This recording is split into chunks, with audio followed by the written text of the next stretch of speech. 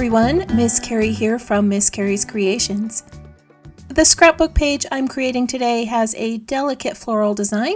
In today's video, I'm going to show you how quickly this page came together with a few cut files, chipboard elements, and some simple scrapbooking techniques. Today, I'm working with the June main kit from HipKit. As you can see, there is a wonderful diversity of patterns and prints here. Some are more outdoorsy, while others give off a beautiful summer vibe.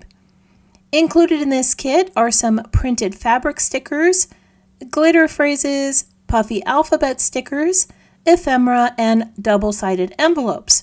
All of these coordinate beautifully with the patterns and prints. Here are the items I've selected from the kit to use on today's layout. I have already cut out 2 cut file images. This larger delicate piece is the April 2023 wildflower border. I cut this from white cardstock using the delicate cardstock settings on my Cricut. The second one is a notebook border from the May 2023 Decorative Borders collection. This was cut from Vacay Orange. Cricut does not cut wider than 11.5 inches on a standard mat, and since I want this to span the length of my page, I had to create 2 separate cuts. Many of the cut files on the HipKit site are exclusive for HipKit members, but there are quite a few that are free for anyone who registers on the site. In the description below, you will find a link to the cut files I'm using today in the list of supplies, and a link to the HipKit Club site.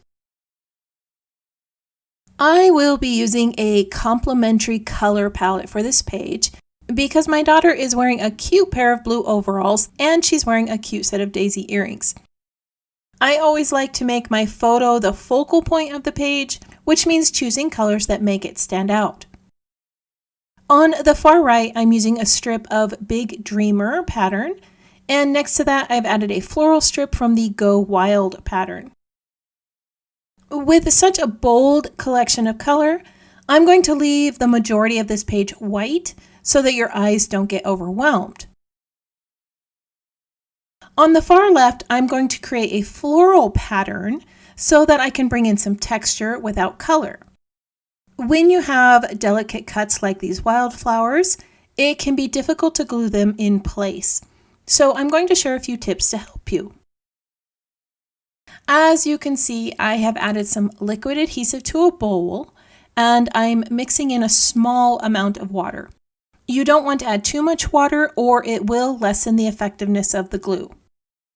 I mix it together with the end of a paintbrush, but you can use whatever you have. Just make sure to rinse it off when you're done. To apply the adhesive, I'm using a foam blender. This is one that I have set aside specifically for adhesive. Try to keep the cut design in the same place. If you move it around, there's a chance that you might end up getting adhesive on the front of your design, which can get a little bit messy. I like to keep a wet towel nearby to wipe down my glass board to prevent this from happening.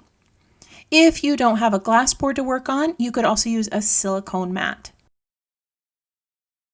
Once the adhesive is in place, I can just flip this over and add it to my page.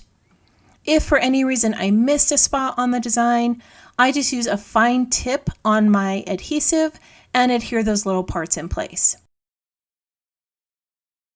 Now I can bring in that second cut file design. This is a simple little notebook border that I cut into 2 pieces. As I said earlier, Cricut doesn't allow cuts to be longer than 11.5 inches on a standard 12-inch mat, so I cut this in 2, knowing that my photo would hide the gap. Because I'm sticking to this simple color palette of blue and gold orange, I chose to frame my photo with Cave Dive Blue cardstock. This is really going to help it pop off the page. Now I'm going to bring in the sticker book from the embellishment kit to create my title. I really like this sticker that says happiness is a journey, not a destination, but it is a little small to make a dynamic title on my page. So I'm going to layer it onto this banner sticker. Don't discount those smaller stickers as title elements. These small stickers can always be layered onto shapes, florals, or tags. As you can see, once these two are layered together over the photo, it makes a great little title piece. On the opposite side of my photo, I'm going to bring in more of that banner color with a chipboard frame, and then I'll add 2 more frames under that title piece. These chipboard frames add more weight to the base of my page, and they're going to help the photo and the title stand out even more. Since I've already added some florals on the left, I do want to bring in even more, and I'm going to place these behind my title.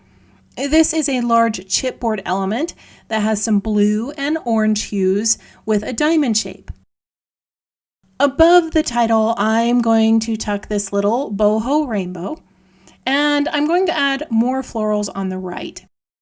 At this point, I realize that I'm starting to create an asymmetrical layout, so I am going to need to add some more elements to the top of the page and balance out this design. I'm going to layer another floral element and a chipboard button with some twine.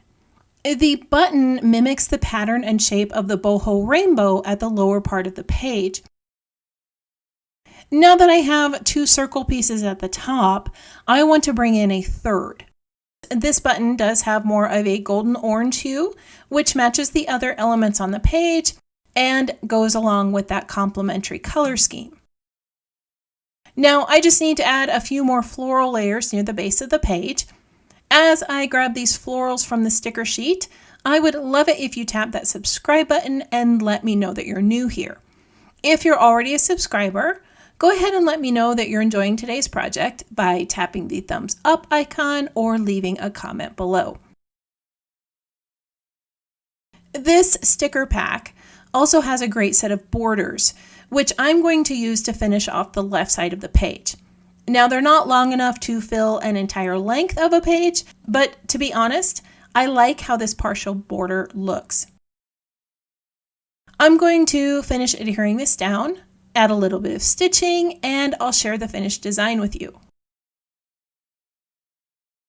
Off camera, I added some zigzag stitching near that notebook border. This added some nice texture and balanced out the floral border on the left.